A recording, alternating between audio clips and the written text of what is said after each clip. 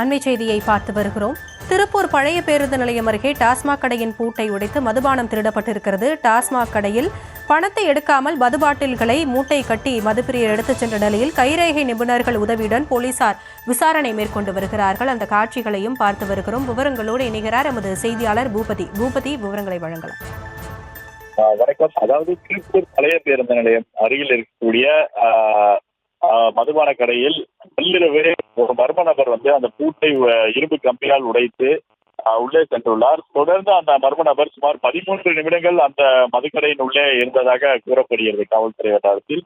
அந்த மதுபான பிரியர் குறிப்பாக அந்த கடையில் இருந்த, அதாவது நேற்றைய தினம் முழுமையாக விற்பனையான அந்த, அதாவது சேல்ஸ் தொகை எனப்படும் அந்த வசூல் பணம் மட்டும் சுமார் 3,70,000 ரூபாய் இருந்துள்ளது. அந்த பணத்தை அந்த நபர் எடுக்காமல் அதற்கு மாறாக அந்த மதுபான கடையில் இருந்த, விற்பனைக்கு தயாராக இருந்த அந்த மதுபாட்டில்களை ஒரு சாக்கு பையில் போட்டு முழுமையாக கட்டி பின்னர் சாவகாசமாக அந்த திருப்பூர் பழைய பேருந்து நிலையத்தை நோக்கி நடந்து சென்றுள்ளார்.